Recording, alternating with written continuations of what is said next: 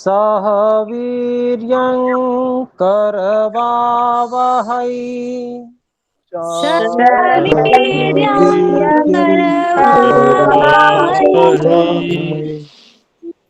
तेजस्विनावधीतमस्तु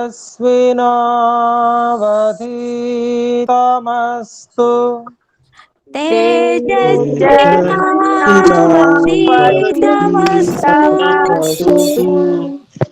मा विद्विषावहै मा विद्विषावहै ॐ शान्तिः शान्तिः शान्तिः। ॐ शांति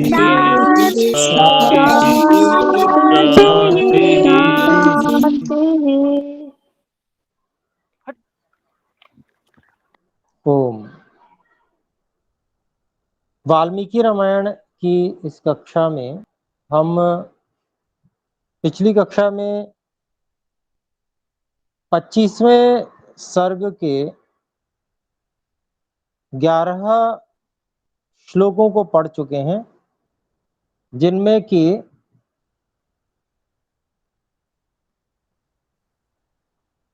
राजसभा में महाराजा जनक के धनुष का और सीता का परिचय देने का विषय है। और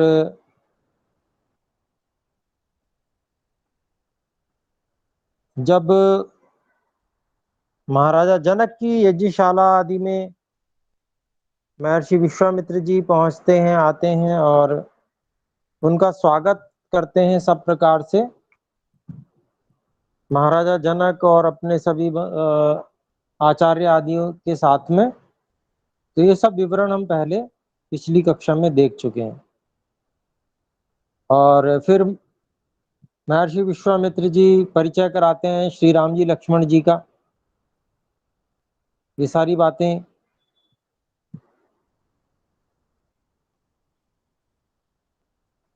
बताई गई और फिर उन्होंने बताया कि भाई ये जो दिव्य धनुष है आपके पास में, उसको देखने के लिए आए हुए हैं।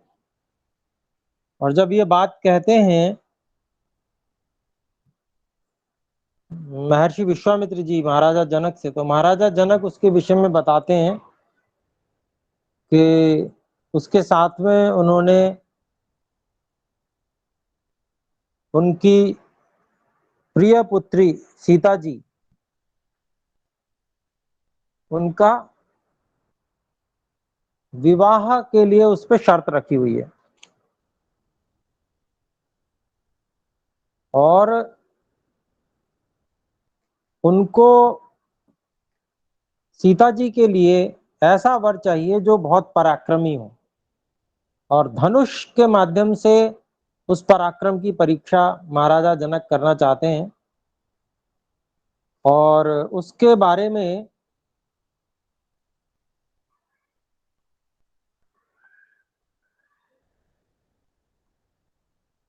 वो महाराजा जनक जो हैं वो बताते भी हैं कि सीता जी को बड़ा होते देखते हुए जो आसपास के राजा थे उससे विवाह करने की इच्छा से आए, तो उनके सामने यही पराक्रम की शर्त रखी गई और धनुष उठाना और उसकी प्रत्यंचा को चढ़ाना, ये जो शर्त रखी गई उसको जो वे राजा लोग थे वे पूरी नहीं कर पाए, तो उनको वापस लौटा दिया महाराजा जनक ने।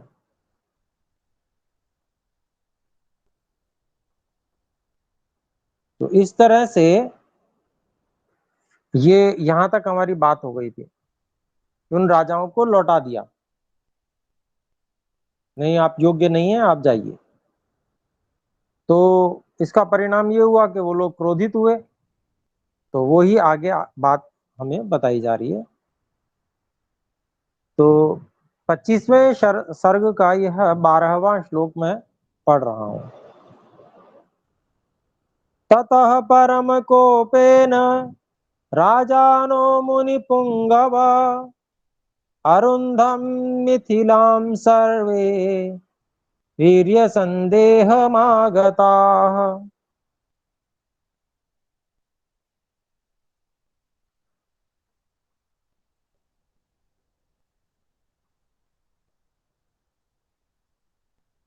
इसका हम पदच्छेद करते हैं। ततः परम कोपेन राजानः मुनिपुंगव अरुन्धन मिथिलां सर्वे वीर्य संदेहम आगताः। इसका अन्वय करते हैं। हे मुनि पुंगव,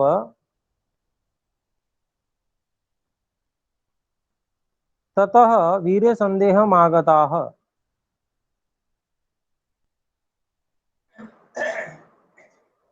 सर्वे राजानः परम कोपेन मिथिलाम अरुंधन। तो महाराजा जनक बात बता रहे हैं कि उनको जब वापस लौटा दिया तो उस कारण से हे मुनियों में श्रेष्ठ मुनि विश्वामित्र जी, जिनके पराक्रम पर संदेह आ गया था, ऐसे सभी राजाओं ने बहुत अधिक क्रोधित होकर मिथिला को रोक दिया, मतलब घेर लिया, युद्ध करने की इच्छा से कि हमारा अपमान किया है, इस तरह से उन्होंने घेर लिया। तो ये जब उन्होंने कर लिया तो उसके बाद में महाराजा जनक ने क्या किया वो आगे बता रहे हैं अगले श्लोक में। परम भग्ना नृपतयो हन्यमानादिशो ययुः अवीर्यावीर्य संदिग्धाः सामात्याः पापकारिणः।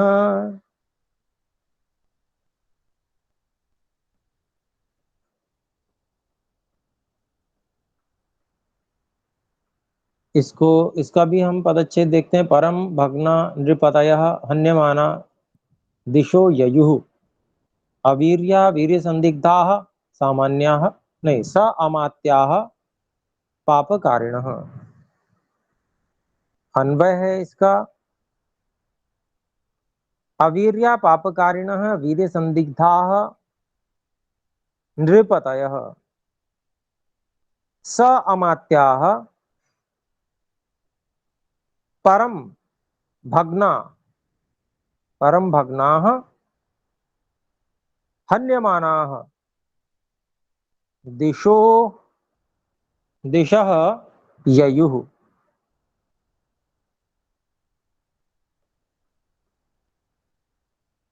तो इसका अभिप्राय ये हुआ कि अवीर्या, जिनमें पराक्रम नहीं है, ऐसे और पापकारिणा, जिनके मन में पाप आया हुआ है,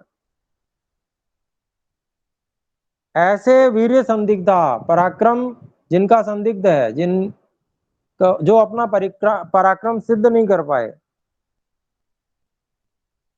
ऐसे जो राजा थे वो अपने अपने मंत्रियों सहित, सेना और मंत्रियों सहित परम भग्ना, बहुत ही अधिक पराजित होकर, हन्यमाना, पिटते हुए, मारे जाते हुए, दिशा ययुः, अपनी अपनी दिशाओं में भाग गए।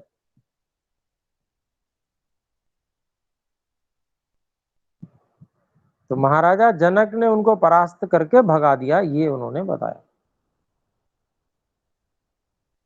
फिर 14वां श्लोक में पढ़ रहा हूं।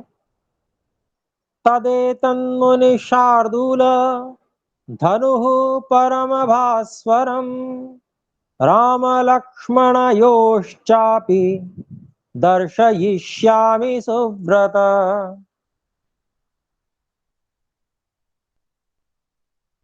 तो यहाँ पर जो प्रकरण चल रहा है इससे ये विदित होता है कि सीता जी का जो आजकल स्वयंवर बताया जाता है कि स्वयंवर हुआ था, उसके लिए विशेष आयोजन हुआ था, ऐसा कोई आयोजन नहीं हुआ था। समय समय पे जो भी व्यक्ति आया, जो भी राजा आए, उनकी परीक्षा ली गई और वो यदि नहीं कर पाए शर्त पूरी तो उनको वापस कर दिया गया। ऐसे ही कोई यज्ञ विशेष था जिसके प्रयोजन से महर्षि विश्वामित्र जी उनके यहाँ गए थे, महाराजा जनक के यहाँ, तो श्री राम जी और लक्ष्मण जी को भी लेके गए कि ऐसा कौन सा धनुष है कि जिसकी प्रत्यंचा नहीं कोई चढ़ा पा रहा, कोई उठा नहीं पा रहा है। तो वो दिखाने के लिए उन्होंने कहा भाई आप इतने वीर हैं तो आप भी चलो देख के आओ। तो वो धनुष देखने के लिए गए। तो इस प्रकार से जो बात आती है वो बात ठीक नहीं है कि स्वयंवर विशेष रूप से रचाया गया उसमें। हाँ, ये अवश्य था, इस बात को प्रसिद्ध किया गया कि जो सीता जी हैं वो पराक्रमी व्यक्ति का ही वर्ण करेंगी और पराक्रम सिद्ध करने के लिए धनुष का संधान करना बहुत आवश्यक है, ये बात थी।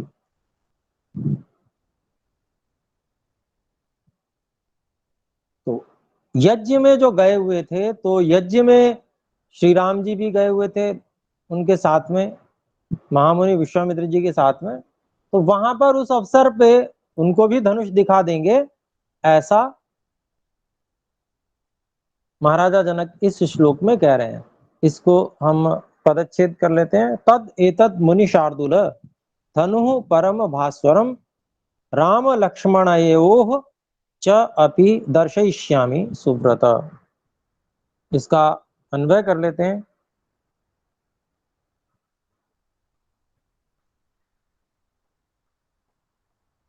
हे मुनि शार्दूल, तद एतद धनु परम भास्वरम अस्ति।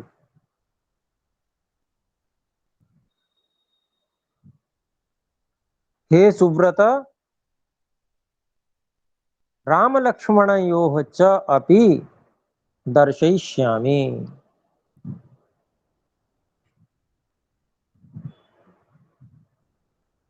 तो यहाँ पर महाराज जनक ये कह रहे हैं महर्षि विश्वामित्र जी से कि हे सिंह के समान पराक्रमी मुनि,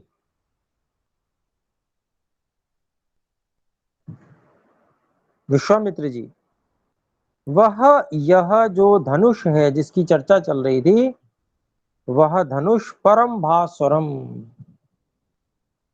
दिव्य धनुष है, बहुत ही अधिक तेजस्वी है। और फिर कहते हैं कि हे सुव्रत, उत्तम व्रतों का पालन करने वाले हे महामुनि विश्वामित्र जी, के राम लक्ष्मण इन दोनों राजकुमारों को भी मैं यह धनुष दिखाऊंगा, दर्शिष्यम। तो ये बात उन्होंने कहा। तो अब यहाँ पर ये बात आ गई और इस सर्ग का अंतिम श्लोक हम पढ़ रहे हैं अब आगे, 15वां श्लोक।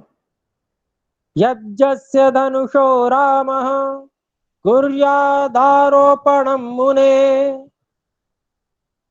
सुतामयो निजां सीतां दद्यां दाशरथेरहम्।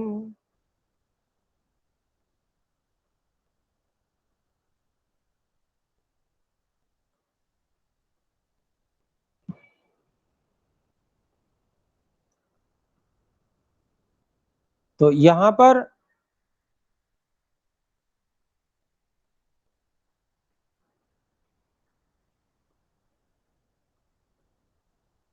इसका हम पदच्छेद करते हैं। अस्य यदि अस्य धनुषः रामः कुर्यात् आरोपणं मुने सुताम अयोनिजां सीतां दद्यां दाशरथेः अहम्। तो क्या कहते हैं महाराजा जनक?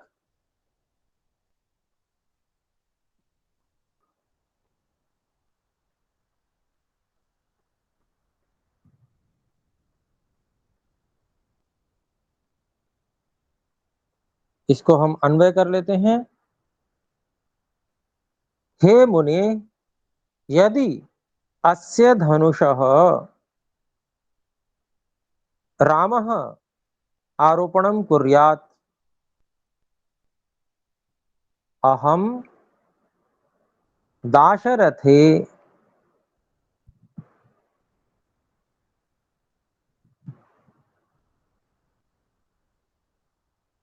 सुताम अयोनिजाम सीताम दद्याम।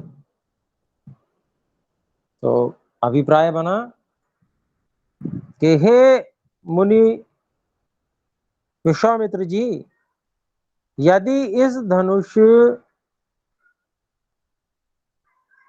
का आरोपण अर्थात धनुष पर जो प्रत्यंचा को चढ़ाया जाता है, जो उसके डोरी होती है उसको बांधा जाता है, एक तरफ बंधी हुई डोरी होती है, दूसरी तरफ धनुष को बल से दबाकर और फिर उस प्रत्यंचा को दूसरे छोर पर बांधा जाता है, तो उसको आरोपण करना कहते हैं।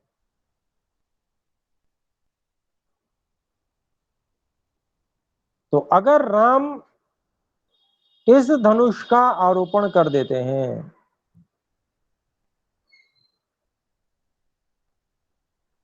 तो कहते हैं कि अहम मैं दशरथ पुत्र के लिए, दशरथ पुत्र को अपनी अयोनिज पुत्री सीता को दे दूंगा। यहां पर अयोनिज कहा गया है। तो आज भी दो प्रकार से बच्चे होते हैं, कॉम्प्लिकेसी होती है तो सीजेरियन होते हैं, और नहीं तो सामान्य रूप से होते हैं। तो अयोनिजाम का यही मतलब हुआ, जो सामान्य रूप से नहीं हो पाई ऐसी सीता थी, तो इसलिए उनको अयोनिज कहा गया होगा। इसके प्रति जो लोगों के विशेष अलग अलग प्रकार के वो हैं, वो सब विचित्र विचित्र उन्होंने लोगों ने बना रखा है, वैसा कुछ नहीं है। और यहाँ पर भी हम देख रहे हैं कि आगे भी इसी प्रकार की बात आएगी। उनकी माता जी का नाम भी है योगिनी और पृथ्वी, दो माताएं हैं। तो योगिनी उनको पालन करने वाली हैं और पृथ्वी जो है वो उनकी अपनी माता है। ये पीछे भी बात आया, पृथ्वी सुता।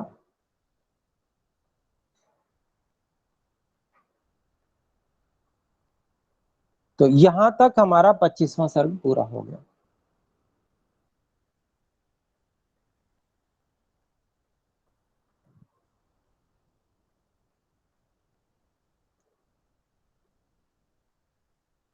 पिछले सर्ग में जो जैसे सीता जी को अयोनिजा कहा, तो इस बात से उस समय जो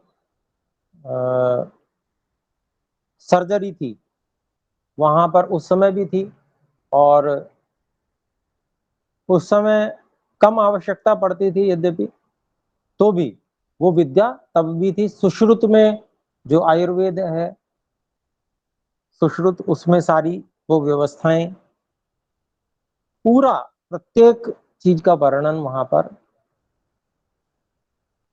हमें मिलता है। तो अब 26वें सर्ग की ओर चलते हैं। 26वें सर्ग में धनुष को उठाना, श्री राम जी के द्वारा उसकी प्रत्यंचा को चढ़ाना और टंकार करने के लिए उसकी जो प्रत्यंचा है उसको खींचना, और खींचते समय धनुष का बीच में से भंग हो जाना, ये सब वर्णन इस सर्ग में है। तो आइए 26वें सर्ग के पहले श्लोक को पढ़ते हैं। जनकस्य वचः श्रुत्वा विश्वामित्रो महामुनिः धनुर्दर्शय रामाय इति होवाच पार्थिवम्।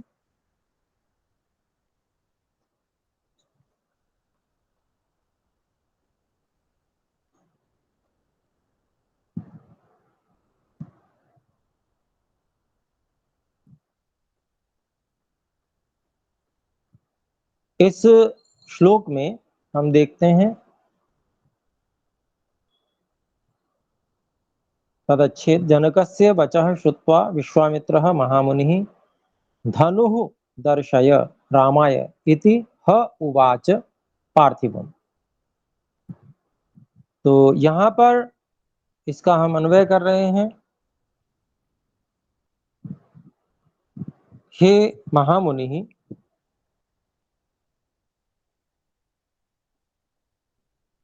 नहीं, यहाँ संबोधन नहीं है बल्कि कर्ता है। तो महामुनि विश्वामित्र जनकस्य वचः श्रुत्वा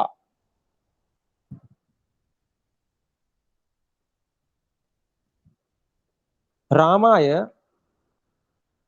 धनुः दर्शय इति ह उवाच पार्थिवम। तो यहाँ जो पार्थिवम कहा है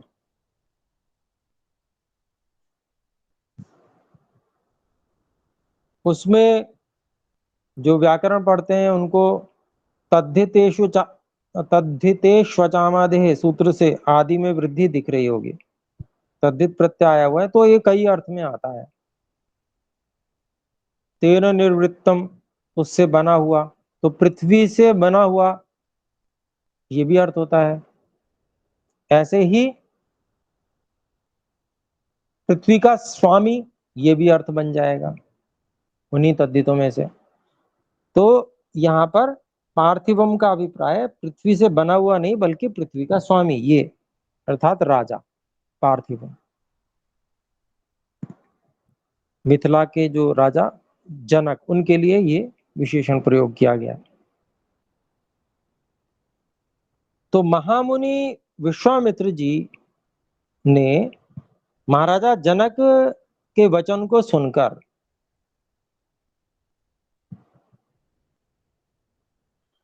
राम के लिए धनुष दिखाइए, राम को धनुष दिखाइए, ऐसा इति ह उवाच, ऐसा महाराजा से उन्होंने कहा, महाराजा जनक से उन्होंने कहा।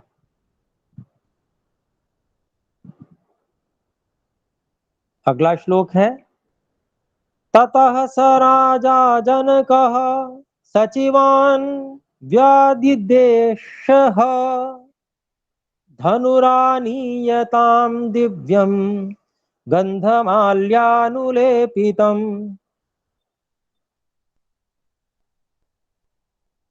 तो अब इसका हम पदच्छेद देखते हैं। ततः स राजा जनकः सचिवान् वि आदि देश ह धनुः आनीयताम दिव्यम गंधमाल्य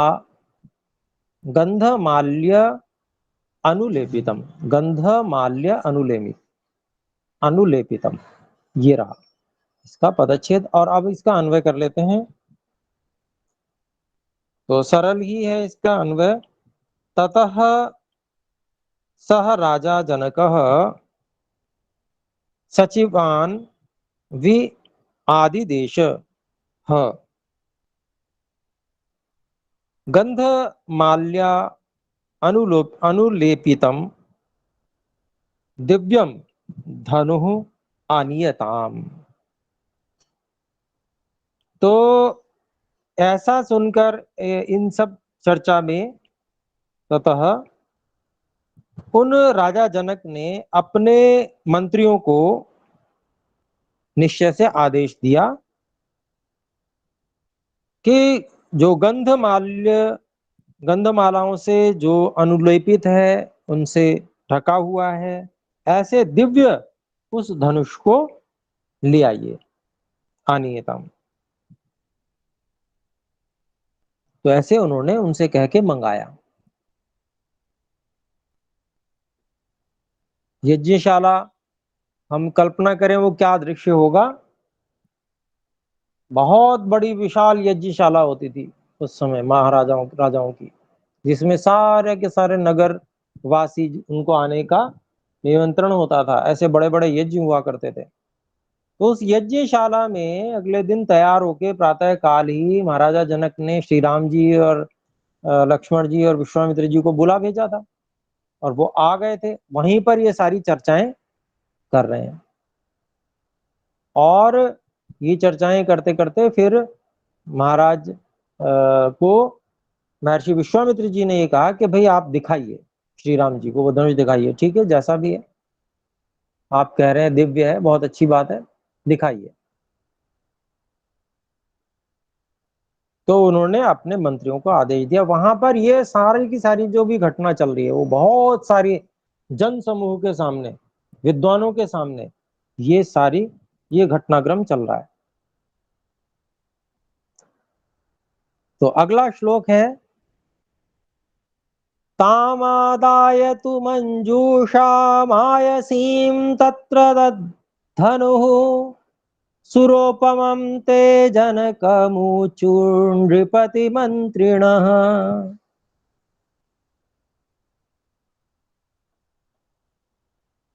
तो ये तीसरा श्लोक है इस सर्ग का, और इसका हम देखते हैं पदच्छेद है, ताम आदाय तु मंजूषाम आयसीम यत्र तद धनुः सुर उपमं ते जनकम ऊचुः नृपति मंत्रिणः। तो इसका अन्वय देखते हैं हम।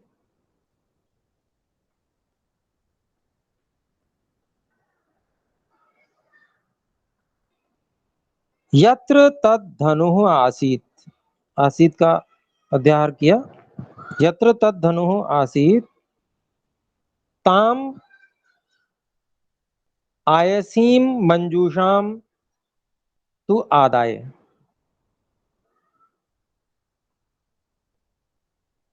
ते नृपति मंत्रिणः सुर उपमम जनकम ऊचुः।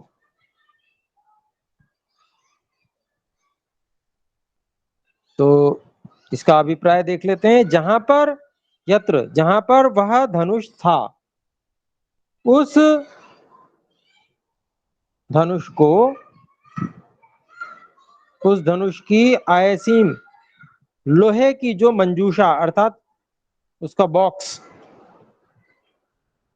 उसकी पेटी, लोहे की जो उसकी पेटी थी, उसको लेकर के तो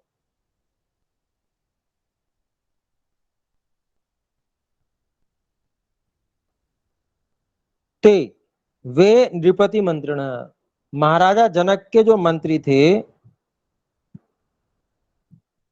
देवों के समान, सुर उपमम, देवों के समान महाराजा जनक को ऊचुह बोले। वे मंत्री जो है देवों के समान जो राजा थे, ऐसे जनक को बोले, महाराजा जनक को बोले। तो क्या बोले वो अगले श्लोक में है, चौथा श्लोक हम पढ़ रहे हैं। इदं धनुवरं राजन् पूजितं सर्वराजभिः मिथिलाधिप राजेन्द्र दर्शयैनं यदिच्छसि।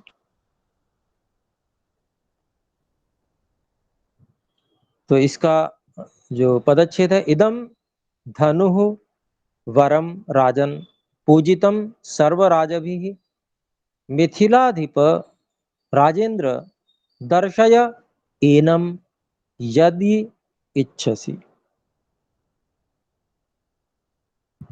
तो लोहे की पेटी में रखा हुआ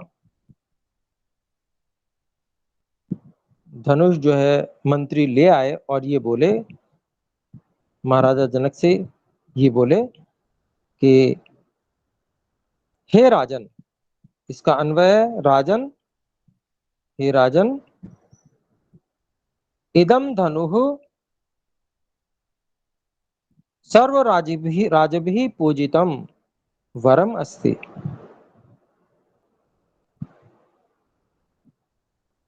हे राजेंद्र, मिथिलाधिप, यदि इच्छसि एनम दर्शय।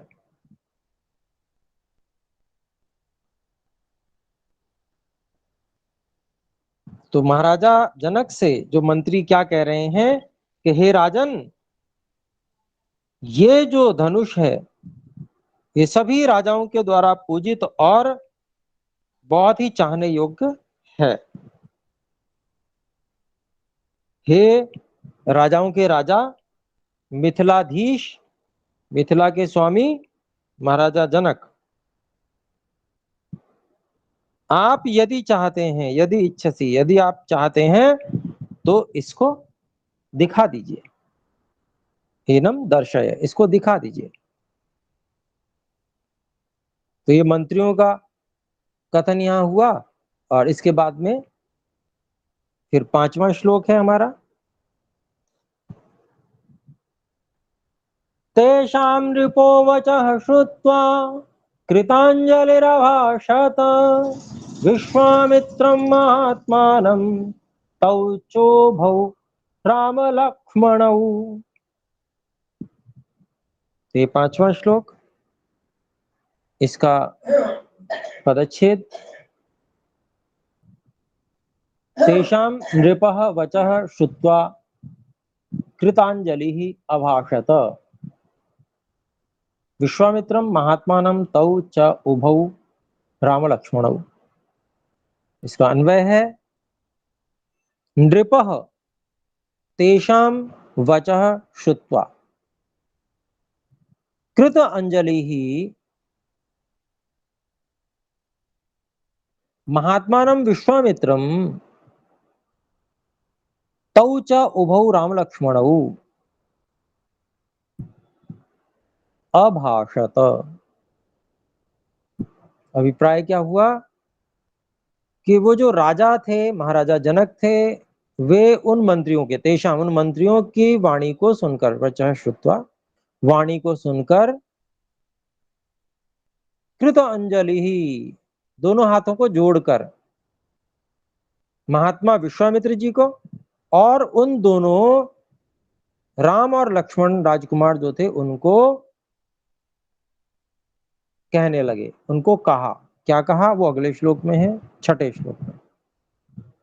6ठा श्लोक है तते तदेतद्धनुषां श्रेष्ठमानीतं मुनिपुंगव दर्शयैतन्महाभागा अनयो राजपुत्रयोः।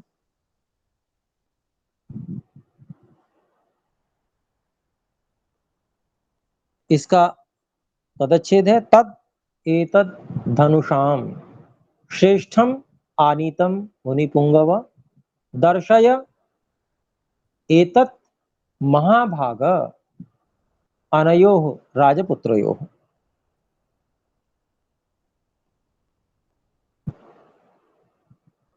अब इसका अन्वय है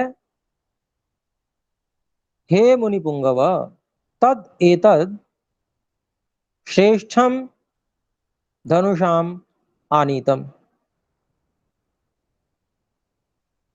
अनयोः राजपुत्रयोः हे महाभागः एतद दर्शय। तो अभिप्राय हुआ हे मुनियों में श्रेष्ठ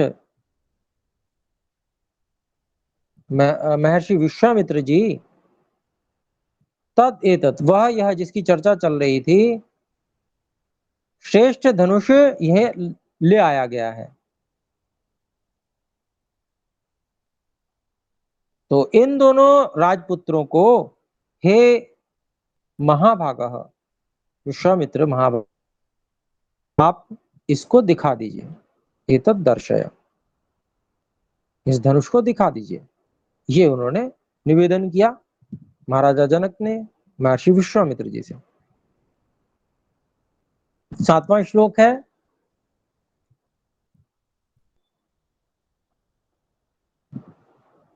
विश्वामित्रस्तु धर्मात्मा श्रुत्वा जनक भाषितम् वत्स राम धनुः पश्य इति राघवमब्रवीत्। इसका पदच्छेद, विश्वामित्रः तु धर्मात्मा श्रुत्वा जनक भाषितम् वत्स राम धनुः पश्य इति राघवम अब्रवीत्। इसका अन्वय है, धर्मात्मा विश्वामित्रः तु जनक भाषितम् श्रुत्वा वत्स राम धनुः पश्य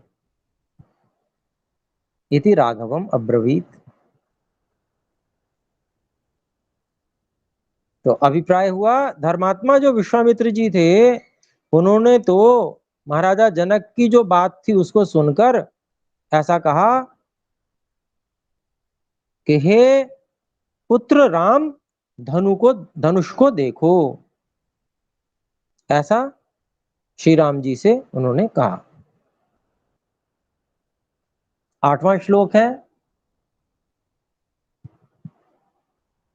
महर्षेर्वचनाद् रामो यत्र तिष्ठति तद्धनुः मंजूषां तामपावृत्य दृष्ट्वा धनुरथाब्रवीत्।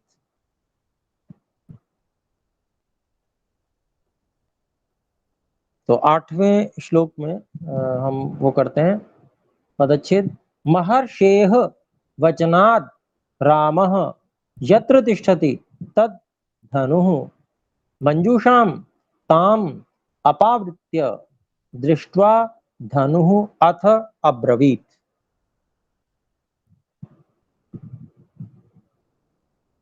और इसका अन्वय देखते हैं। 8वां श्लोक है, महर्षेः वचनात् रामः तद्धनुः यत्र तिष्ठति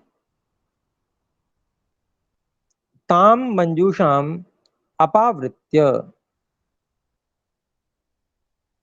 धनुः दृष्ट्वा अथ अब्रवीत्। तो अभिप्राय हुआ, महर्षि विश्वामित्र जी के वचन से श्री राम जी ने उस धनुष को जहां पर वो रखा हुआ था, यत्र तिष्ठति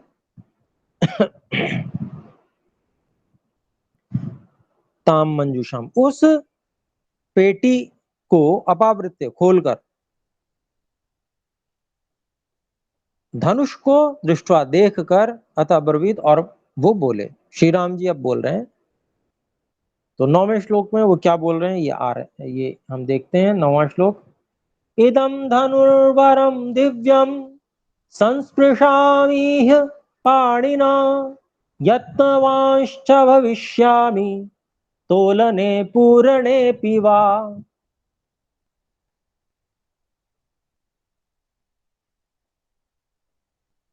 तो इसका पदच्छेद है, इदम धनुः वरम दिव्यम संस्पृशामि इह पाणिना यत्नवान च भविष्यामि तोलने पूरणे अपि वा। 9वां श्लोक, और इसका अन्वय यह है, इदम धनुः वरम दिव्यम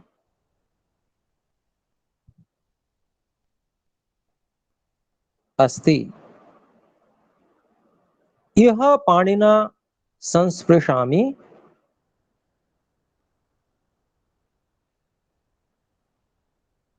तोलने पूरणे वा अपि यत्नवान च भविष्यामि। तो अर्थ बना इसका अभिप्राय, ये जो धनु है, ये जो धनुष है बहुत ही वर्णीय, बहुत चाहने योग्य और दिव्य है। ये उनकी प्रतिक्रिया थी उस धनुष को देखकर, और वो सबको घोषणा पूर्वक कहते हैं कि यहां पर इस हाथ से मैं इसको छू रहा हूं, संस्पृशा में। और फिर कहते हैं कि तोलने पूरणे वा अपि, इस धनुष को की प्रत्यंचा चढ़ाने और इस पर बाण का आधान करने का भी मैं प्रयास करूंगा, यत्नवान च भविष्यामि, तो इसके लिए भी मैं प्रयास करूंगा। तो केवल प्रत्यंचा चढ़ाने में ही नहीं, बल्कि पूरा उसको, जैसे पूरे धनुष को प्रत्यंचा को पे बाण चढ़ाकर और उसको खींचा जाता है कान तक, तो ऐसा मैं पूरा खींचने का भी इसको प्रयास करूंगा, इसके लिए मैं यत्नवान हो जाऊंगा। ऐसा उन्होंने धनुष को देखकर श्री राम जी ने उसकी घोषणा की।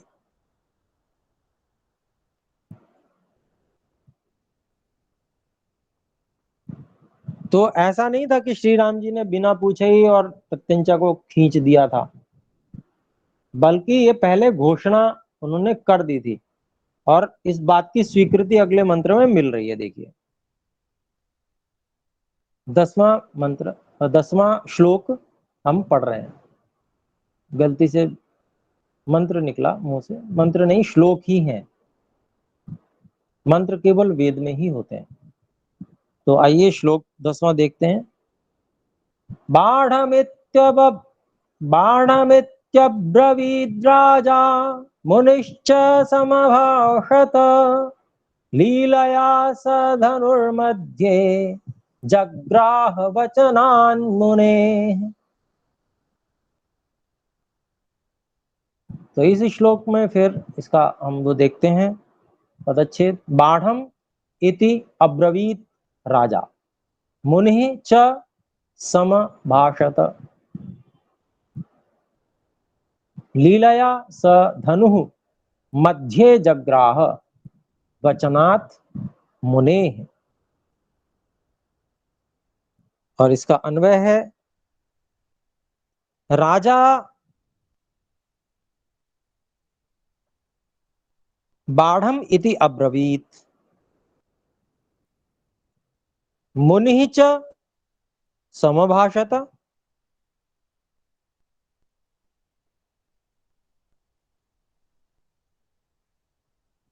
और फिर उसके बाद में है मुनेः वचनात् सह अर्थात रामः लीलया धनुः मध्ये जग्राह।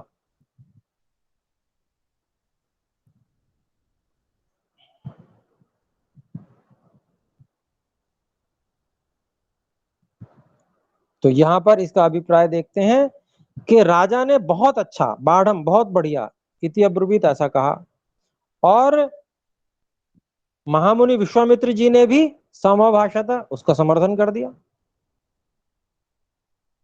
तो मतलब अनुमति मिल गई। जो मालिक थे धनुष के, महाराजा जनक की, उनकी भी अनुमति मिल गई, और जिनके आदेश से वो वहां धनुष देखने के लिए आए थे महर्षि विश्वामित्र जी, उनकी भी अनुमति मिल गई। और फिर इतना जब अनुमति मिल गई तो मुनेह वचनात्, क्योंकि वो अनुशासित थे महर्षि विश्वामित्र जी के, इसलिए महर्षि विश्वामित्र जी के वचन से राजा भले ही कुछ भी कहते, पर वो क्योंकि उस समय अनुशासन में किनके थे, महामुनि विश्वामित्र जी के, तो उनके वचन से, महामुनि विश्वामित्र जी के वचन से, अर्थात उनकी ओर दृष्टि थी, वो क्या कहते हैं, उनका आदेश हुआ, उनकी अनुमति मिली या नहीं मिली, उधर देखा। तो मुनि जी के, महामुनि विश्वामित्र जी के वचन से श्री राम जी ने उन श्री राम जी ने लीलाया, बड़ी ही सरलता से खेल करते हुए धनुष को बीच में से उठा लिया, बीच में से पकड़ के उठा लिया, जग्राह ग्रहण कर लिया।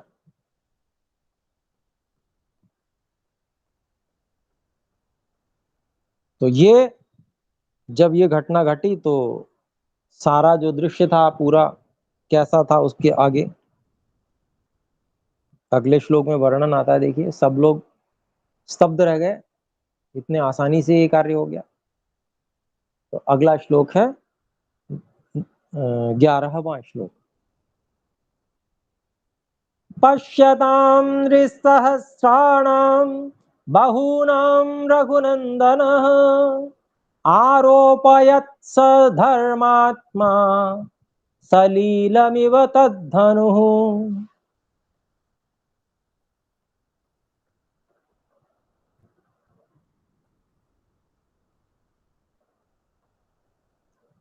इसका पदच्छेद देखते हैं। पश्यतां नृ सहस्राणां बहूनां रघुनन्दनः आरोपयत् स धर्मात्मा सलीलम इव तद धनुः। इसका अन्वय है कि बहूनां नृसहस्राणां पश्यतां स धर्मात्मा रघुनन्दनः सलीलम इव तद धनुः आरोपयत्। तो आसानी से उठा लिया खेल की तरह से उन्होंने। और फिर आगे क्या करते हैं वो, बहूनाम नृसहस्राणाम, उस यज्ञशाला में हजारों लोग उपस्थित थे, बहुत सारे हजारों लोगों के देखते ही देखते पश्यताम, उस धर्मात्मा रघुनंदन श्री राम जी ने सलीलम इव, जैसे पानी को बहुत ही आसानी से खेल के समान उस धनुष को आरोपित कर दिया, अर्थात प्रत्यंचा को चढ़ा दिया।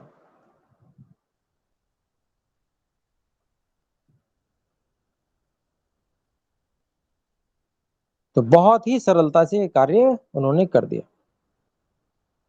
12वां श्लोक पढ़ते हैं। आरोपयित्वा धर्मात्मा पूर्यामास वीर्यवान तदबभंज धनुर्मध्ये नरश्रेष्ठो महायशाः। तो यहां पर इसका हम देखते हैं, आरोपयित्वा धर्मात्मा पूर्यामास वीर्यवान तद बभंज धनु मध्ये नरश्रेष्ठ महायशाः। तो इसका अन्वय है,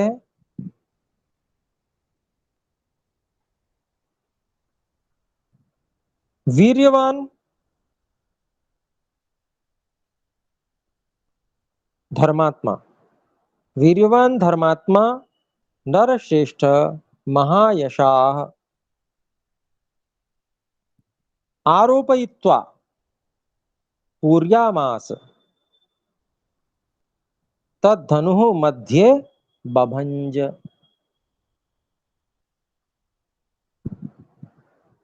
तो इसका अभिप्राय क्या हुआ, महान पराक्रमी वीर्यवान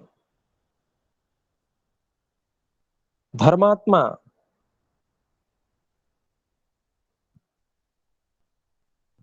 नरों में श्रेष्ठ और जिसका महान यश है, महायशाह,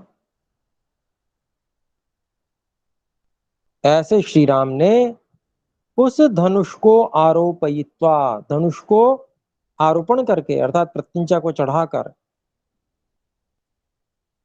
पूर्यामास,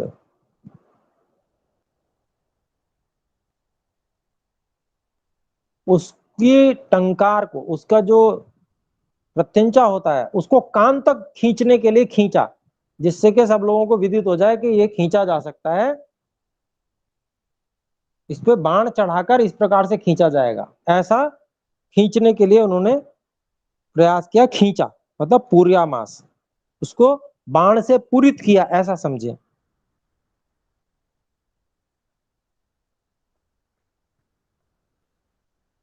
और जब उन्होंने उसको पूरित किया तद बभंज, वो टूट गया। तद धनु मध्य, वह जो धनुष था वो बीच में से बभंज टूट गया। ये सब लिट लकार के प्रयोग हैं।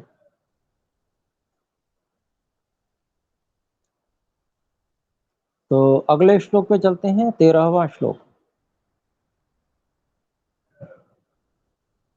तस्य शब्दो महानासीत् मोहिताश्च नराः सर्वे वर्जयित्वा मुनिवरं राजानं तौ च राघवौ।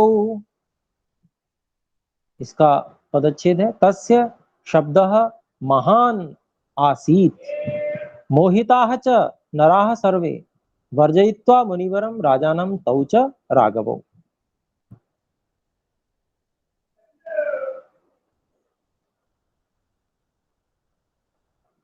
अब इसका अन्वय देखें। तस्य शब्दः महान आसीत्,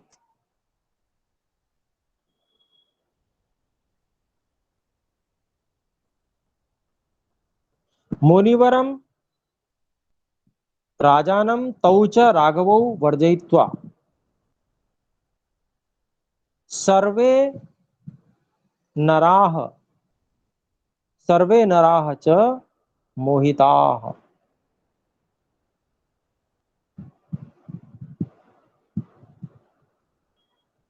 तो जो वो धनुष टूटा तो उस धनुष के टूटने की, तस्य शब्द, उस धनुष के टूटने का जो शब्द था, जो आवाज थी, जो वो बहुत बड़ी थी, बहुत भयानक थी, बहुत ज्यादा बड़ी आवाज थी, बहुत दूर दूर तक जाने वाली। तो इस आवाज के कारण से राजा को, मुनिवर विश्वामित्र जी को और उन दोनों राजकुमारों को, राम और लक्ष्मण को छोड़कर, वर्जित्वा छोड़कर, बाकी जितने भी लोग वहां पर थे वो उससे मोहित हो गए, मुग्ध हो गए, मोहयुक्त हो गए, हक्के बक्के रह गए, अचंभित रह गए, वहां पर देखते रह गए। वो जिसको कहते हैं ना मुंह खुला का खुला रह जाना, ऐसा ऐसा दृश्य वो था।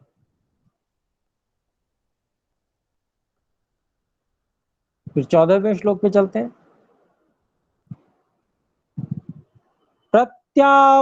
प्रत्याश्वस्ते जने तस्मिन् राजा विगत साध्वसः उवाच प्राञ्जलिर्वाक्यं वाक्यज्ञो मुनिपुंगवम्। तो 14वां श्लोक है, इसका हम पदच्छेद करते हैं। प्रति आश्वस्ते जने, प्रति आश्वः ते जने तस्मिन् राजा विगत साध्वसः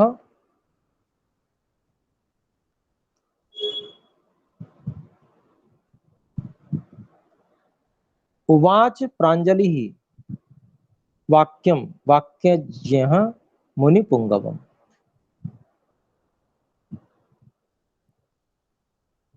इसका हम अन्वय देखते हैं। तस्मिन् जने प्रति आश्वस्ते,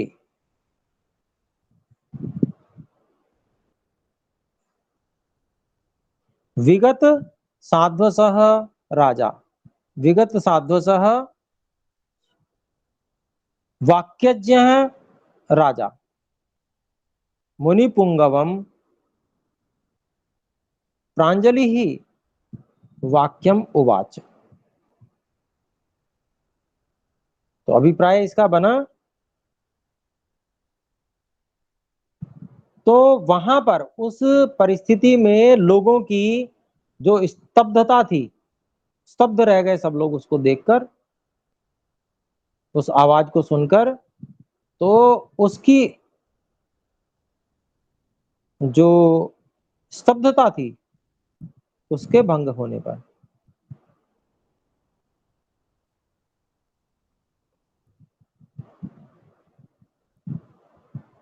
और घबराहट से छूटे हुए, मतलब जिनकी घबराहट अब हट चुकी है, ऐसे वाक्यज्ञ राजा, वाक्यों को जो अच्छी प्रकार से प्रयोग करना जानते हैं, ऐसे राजा, मुनियों में श्रेष्ठ महर्षि विश्वामित्र जी को हाथ जोड़कर प्रांजलि वाक्यम उवाच, उन्होंने ये बात कही। तो क्या बात कही, अगले श्लोक में है, 16वां श्लोक में पढ़ रहा हूं।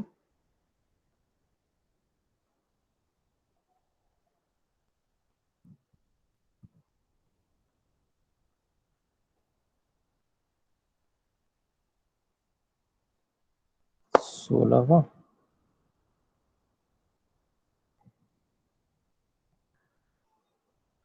15वां 15वां पढ़ रहा हूँ जी। हाँ, भगवन् दृष्टवीर्यो मे रामो दशरथात्मजः अत्यद्भुतमचिन्त्यं च अतर्कितमिदं मया।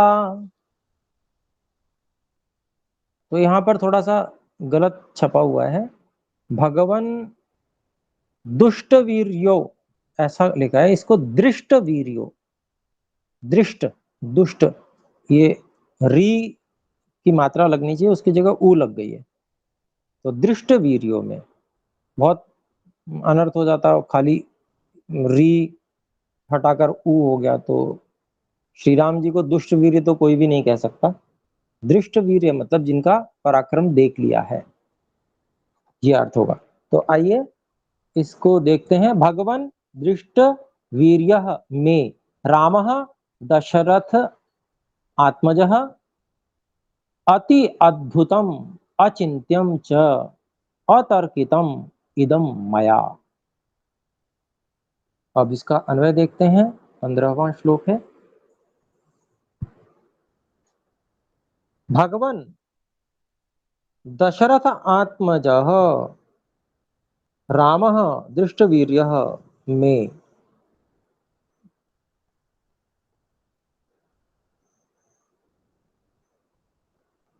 इदम मया इदम अति अद्भुतम अचिंत्यम च अतर्कितम। तो महाराजा जनक जी जो है वो इस बात को कह रहे हैं कि हे भगवान, हे महामुनि विश्वामित्र जी, उनके लिए कह रहे हैं कि दशरथ, महाराजा दशरथ के पुत्रों श्री राम जी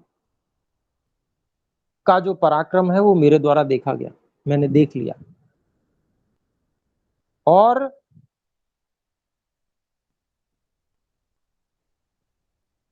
मेरे द्वारा क्या अनुभव किया गया, मया इदम, मेरे द्वारा ये अनुभव किया गया कि ये अति अद्भुत था, ये जो पराक्रम था अत्यंत अद्भुत था। कितनी सरलता से उन्होंने धनुष को उठा लिया, बड़ी सरलता से प्रत्यंचा चढ़ा दी, सरलता से उसका जो उसको पूरित किया बाण से। ये अद्भुत था, अचिंत्य था, मतलब विचार नहीं किया जा सकता ये कैसे हो सकता है, अचिंत्य, चिंतन करने योग्य जो नहीं है, ये हो कैसे गया। जिसको लोग उठा नहीं पा रहे, जिसको अच्छे से वो प्रत्यंचा भी नहीं चढ़ा पा रहे, वो इतनी सरलता से ऐसे कार्य हो जाएगा, ये बड़ी अच्छी अचिंत्य जैसा है, मतलब विचार नहीं किया जा पा रहा कि ये हो कैसे गया। और अतर्कितम, इसमें कोई तर्क भी नहीं लग पा रहा है कि इस कारण से ऐसा हो गया। तो ऐसा उनको अनुभव हुआ, जो उन्होंने अपना अनुभव व्यक्त किया यहाँ पर महाराजा जनक जी ने। 16वां श्लोक देखते हैं। ऐसे समय पूरा हो गया हमारा, तो चलिए यहीं तक रखते हैं, 15वें श्लोक तक, और फिर अगली बार देख लेंगे। तो आइए एक बार हम ओम का उच्चारण करें।